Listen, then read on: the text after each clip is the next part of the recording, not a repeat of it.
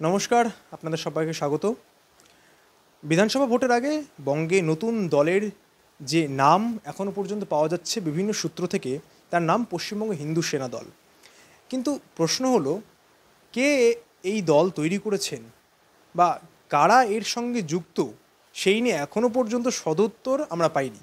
তবে একটা সূত্র থেকে জানা যাচ্ছে যে বিজেপির বেশ কিছু বিক্ষুব্ধ নেতা, যারা আগে বহুদিন ধরে বিজেপি করেছেন বা যারা এখনও পর্যন্ত করছেন, অতটা অ্যাক্টিভ না, অর্থাৎ সক্রিয় না, তারা নাকি এর সঙ্গে যুক্ত। এবং বঙ্গ বিজেপির অন্যতম মুখ, হেভিওয়েট মুখ, দাপুটে নেতা, তিনি নাকি এই দল গঠনের সরাসরি যুক্ত রয়েছেন।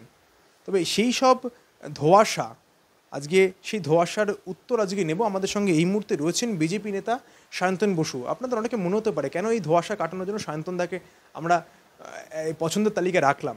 কারণ একটাই, সেই কারণের উত্তর খুঁজতে গেলে আপনাদের পুরো ইন্টারভিউটা দেখতে হবে। শান্তনু, আপনাকে আজ বাংলায় প্রথমত স্বাগত। এর আগেও আপনি এসেছেন আমাদের ক্যামেরায়।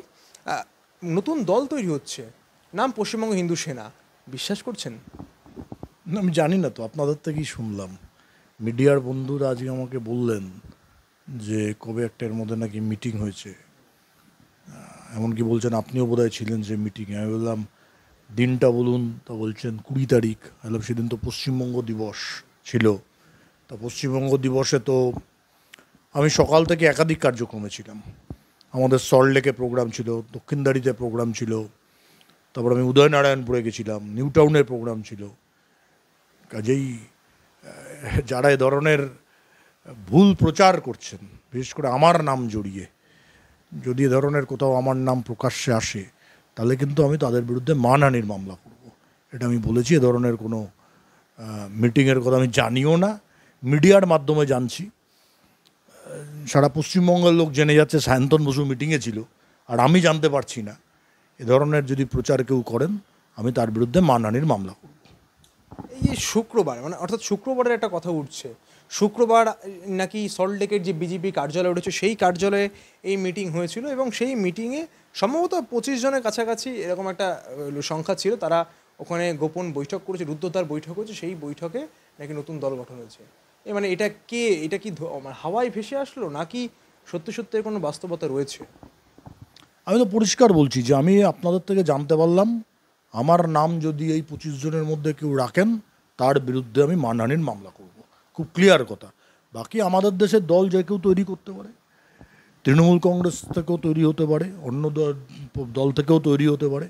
তৃণমূল ও কংগ্রেস ভেঙে একদিন হয়েছিল। কাজেই কে কি দল করছেন না করছেন, কবে করছেন, কী জন্য করছেন, আমার জানার বিষয় নয়।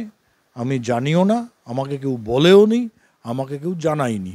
শুধু আমার নাম কোথাও ব্যবহার করলে, যেখানে আমি জানি না, সেখানে তাদের বিরুদ্ধে আমি মানহানির মামলা করব। এবং আমরা এখন যেখানে রয়েছি, অর্থাৎ আপনার এই কালীঘাটের বাড়িতে, গড়িয়াহাটে মোড়ে নাকি শোনা যাচ্ছে যে টি শার্ট বিলি করা হচ্ছে, সেই টি শার্টে লেখা রয়েছে নাকি নতুন দলের নাম। না, ঢিলছড়া দূরত্ব আপনার বাড়ি থেকে, দেখেছেন? মানে সেই টি শার্ট কি আপনার চোখে পড়েছে? আচ্ছা, আজকের দিনে গড়িয়াহাটে আপনি টি শার্ট দিচ্ছেন, তার কোনো ছবি পাবেন না? এটা হতে পারে? গড়িয়াহাটের মোড়ে টি শার্ট দেবেন আর ছবি পাবেন না, এটা কোনো হতে পারে? কে ছবি ডিস্ট্রিবিউট করছে? দুটো ঘটনা হতে পারে। এটা তৃণমূল কংগ্রেস থেকে একটা প্লট হতে পারে, গল্পের প্লট, কয়েকজনকে মেলাইন করার জন্য, বিজেপি পার্টির ক্ষতি করার জন্য। আর একটা হতে পারে, সেটা হচ্ছে এটা ভুয়া, এরকম কিছু রটে গেছে, এটা হতে পারে। আমি জানি না কোনটা ঠিক, কিন্তু আমি আজকে সন্ধ্যেবেলা শুনলাম। কাজে আমার স্পষ্ট বক্তব্য যে আমার নাম যদি কেউ ব্যবহার করেন, আমি মানহানির মামলা করব। এবং আরও একটা কথা এখানে শোনা যাচ্ছে, নাকি দল গঠনে, মানে এই নতুন দল গঠনে নাকি আর কেউই নন, আপনারই সতীর্থ, প্রাক্তন রাজ্য বিজেপির সভাপতি দিলীপ ঘোষ, তিনি নাকি রয়েছেন। দিলীপদার সঙ্গে তো আপনার বহুদিনের সম্পর্ক। কখনো শুনেছেন দিলীপদার মুখ থেকে যে আমি নতুন দল তৈরি করব, এরকম শুনেছেন কখনো? দেখুন, আমি জানি না কি করবেন, কিন্তু আমার মনে হয় আমি যে পলিসি নিয়েছি, যে নাম যুক্ত হলে, কোথাও ছাপাতে আসলে, ছাপার কাগজে বা ইলেকট্রনিক মিডিয়ায় মামলা করব আমি বলেছি। ওনারও উচিত সেরকম কিছু ঘটলে মামলা করা। সমীপ ভট্টাচার্য তিনি বলছেন যে তিনি রাজ্য বিজেপির মুখপাত্র এবং সাংসদও বটে। তিনি বলছেন যে নতুন দল যদি গঠন হয়, হবে, কিন্তু তৃণমূলের বিরুদ্ধে প্রতিপক্ষ হিসেবে একমাত্র বিজেপি ছিল, আছে এবং থাকবে। হিন্দুত্বের লড়াইয়ে বিজেপি একমাত্র শেষ ভরসা, অন্য কোনো দল তৈরি হলো কি না হলো তাতে কারোর কিছু যায় আসে না। না, ঠিকই আছে, উনি তো ওনার কথা ঠিকই বলেছেন। এটা তো গণতান্ত্রিক অধিকার, যে কেউ দল তৈরি করতেই পারেন। একদিন কংগ্রেস ভেঙে তৃণমূলও হয়েছে, কংগ্রেসের জায়গাও তৃণমূল নিয়েছে।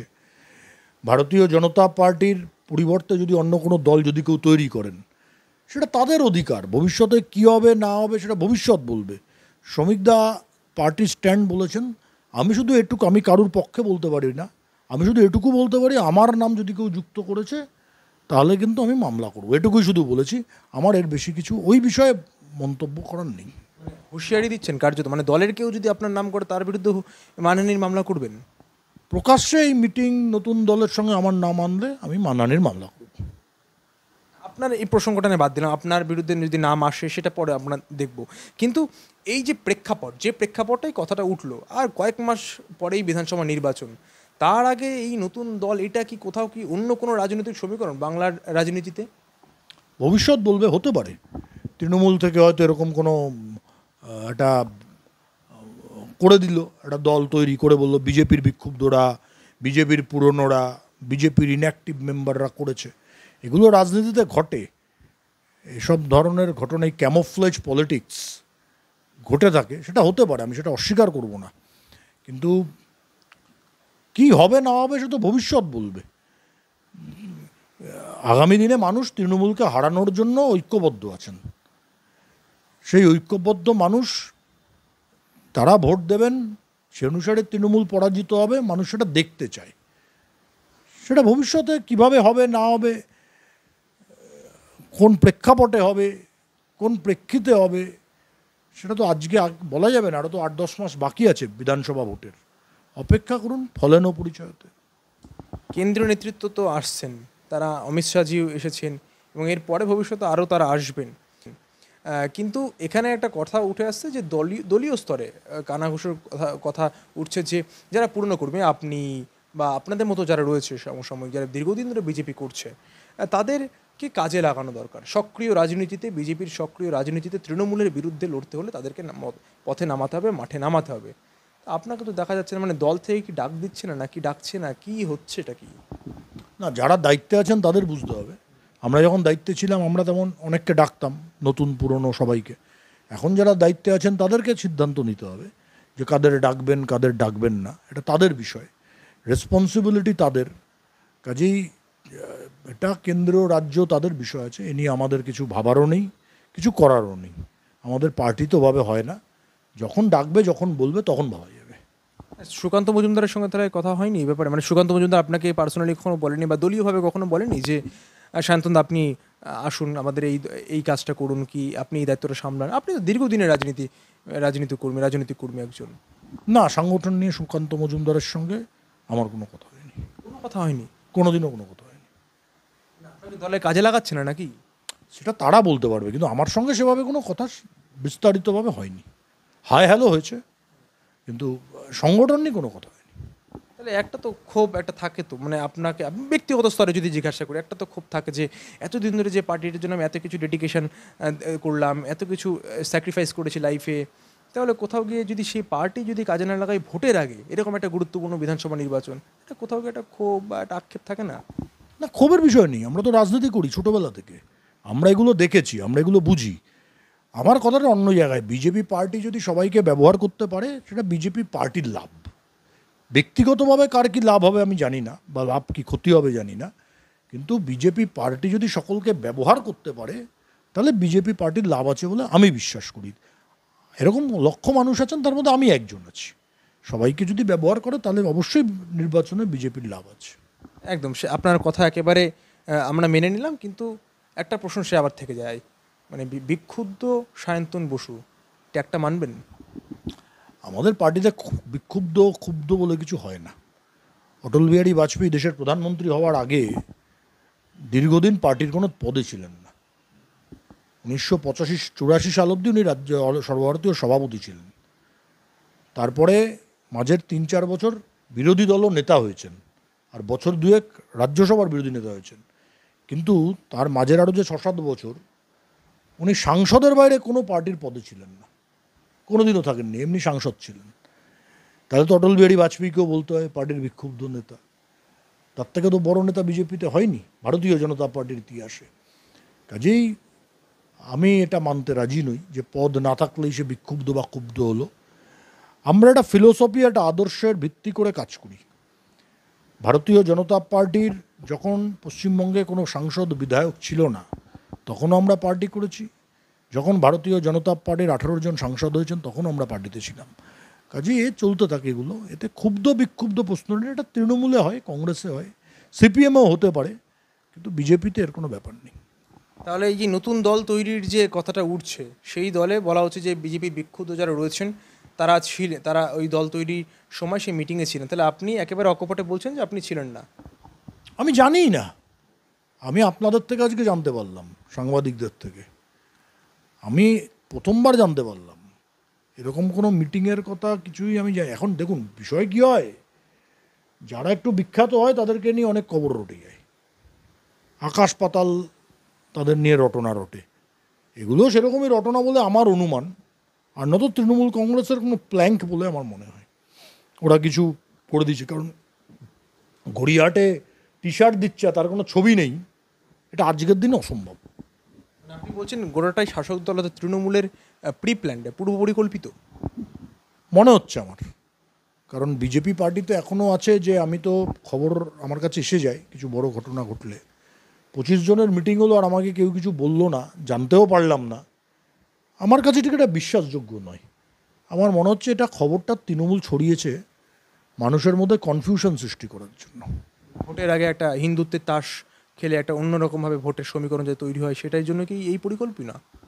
মনে হচ্ছে আমার যে এরকম কিছু একটা ওরা বুদ্ধি করে করেছে যাতে মানুষ কনফিউজড হয়ে যায়, যে নতুন দল নতুন দল নতুন দল করে দেখা যাবে নিজেদেরই হয়তো কেউ একটা নতুন দল কাউকে দিয়ে, একটা দামি কাউকে দিয়ে একটা তৈরি করালো, সে বলতে শুরু করলো আমি বিশাল বিজেপি।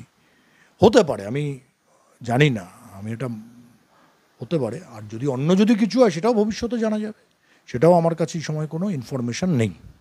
একটা সেই বিষয়ে জানতে চাইবো, ধরুন নতুন দল তৈরি হলো, পশ্চিমবঙ্গ হিন্দু যে নাম আমরা শুনতে পাচ্ছি সেই দল এটা তৈরি হলো, সেই দলে যদি আপনাকে আহ্বান করা হয় বা আমন্ত্রণ করা হয়, আপনি যোগদান করবেন? তো ভবিষ্যতের ব্যাপার, ভবিষ্যতে কে কি করবে, কোন দল করবে, কারা দলে আসবে, বিজেপিতে কি হবে, সে তো কালকো কিসনে দেখা হয়। যখন হবে তখন এ নিয়ে আপনি আমার ইন্টারভিউ নেবেন। এখন তো এগুলো ভেবে কোনো লাভ নেই, এখন আমি এগুলো কিছু জানিই না, মানে একেবারে লেম্যান। এখন নতুন দলের কথাও কেউ বলেনি আমার কাছে, বিজেপিতে আবার সক্রিয় হওয়ার কথাও আমাকে কেউ বলেনি। এই যখন এগুলো নিয়ে কথাবার্তা চলবে দুটোই, তখন ভাবা যাবে, এখন এগুলো ভেবে তো কোনো লাভ নেই। মানে দল পরিবর্তনের সম্ভাবনা সেটা একেবারে উড়িয়ে দিচ্ছেন না? না, দল পরিবর্তনের কথা তো বলছিও না আমি। দল কেন পরিবর্তন করতে যাব? দল পরিবর্তন করার কোনো সম্ভাবনাও নেই, কিন্তু ভবিষ্যতে কী হবে কালকো কিসনে দেখা, আমি সবসময় বলি। যদি সেই দলটা আবার হিন্দুত্বেরই দল হয়, আপনি যে পার্টিতে এখন বিলং করেন সেই পার্টি অর্থাৎ ভারতীয় জনতা পার্টি, তারাও হিন্দুত্বের ইস্যুতে সবসময় সরব থাকেন, সেই আরেকটা যে দল, সেই দলটাও আবার হিন্দুত্বেরই যদি দল হয়, তাহলে তো আপনার যোগ না দেওয়ার কোনো কারণ সেরকমভাবে দেখছি না। না কেন, বিজেপি কি তার আইডিওলজি থেকে সরে গেছে? আমি সেদিনই বিজেপি ছেড়ে দেবো যেদিন বিজেপি তার আইডিওলজি থেকে সরে যাবে, এটা আমি স্পষ্ট ভাষায় বলতে চাই। অন্য কোন দল কোন আইডিওলজি আনলো না আনলো, আমাকে কী দায়িত্ব পদ দিল না দিল, এটা অপাঙ্ক্তেয়। বিজেপি আর সেদিনই প্রশ্ন আসবে যেদিন আমার মনে হবে বিজেপি পার্টি তার আইডিওলজি থেকে সরে গেছে। কাজে অন্য কোনো দল হলো না হলো সেটা তো পরের প্রশ্ন, বিজেপি তো তার আইডিওলজি থেকে সরেনি। এই সরকারের আমলে তো রাম মন্দির হয়েছে, এই সরকারের আমলে তো 370 ধারার অবলুপ্তি ঘটেছে। কাজেই বিজেপি পার্টি যখন তার আইডিওলজিকে ধরে রেখেছে, তখন অন্য দলের প্রশ্ন এখন আসছে কোথা থেকে? কাজেই ভবিষ্যতে যদি কখনো মনে হয় যে বিজেপি তার আইডিওলজি ছেড়ে দিল, তখন এগুলো ভাবা যাবে, এখন তো ভেবে কোনো লাভ নেই। তাই জন্য যতদিন বিজেপি তার আইডিওলজিতে আছে, আমিও ভারতীয় জনতা পার্টিতে আছি, যে পার্টি আমাকে দায়িত্ব দিক না দিক, সক্রিয় করুক সক্রিয় না করুক, যখন বলবে থাকবেন দলে, সক্রিয় কাজে না লাগলে তাও থাকবেন দলে। এটা তো সারা জীবনের কাজ আছে। আমরা তো কোনোদিনও এটা ভেবে আসিনি যে আমি পার্টির প্রেসিডেন্ট হব, পার্টির জেনারেল সেক্রেটারি হব, এমপি হব, এমএলএ হব। আইডিওলজির কারণে এসেছি। আইডিওলজিতে বিজেপি যতদিন স্টিক থাকবে ততদিন এই দলে আমি থাকবো। যেদিন আমার মনে হবে যে বিজেপি আইডিওলজি থেকে ডেভিয়েট করে গেছে, তার হিন্দুত্বের আইডিওলজি হোক বা তার যে দেশ তৈরির যে আইডিওলজি তার থেকে সে সরে গেছে, সেদিন এ দল করবো না। সাথে অন্য কোনো দল নতুন তৈরি হোক আর না তৈরি হোক। একেবারে শান্তদা, আমাদেরকে সময় দেওয়ার জন্য অসংখ্য ধন্যবাদ। আর বিজেপি নেতা সায়ন্তন বসু তিনি যেমনটা বললেন যে নতুন দলের যে জল্পনা, সেই জল্পনা তিনি উড়িয়ে দিচ্ছেন। তার যে সংযুক্ত থাকা বা তার সঙ্গে সম্পর্ক থাকার যে কথা, যে ধোঁয়াশা, যে জল্পনা উঠেছে তা তিনি উড়িয়ে দিয়েছেন। পাশাপাশি এমন হুঁশিয়ারি দিচ্ছেন যে তার নাম যদি আবারও প্রকাশ্যে আসে তাহলে তাদের বিরুদ্ধে মানহানির মামলা করবেন। ক্যামেরা সিদ্ধার্থর সঙ্গে দীপন সরকার, আজ বাংলা।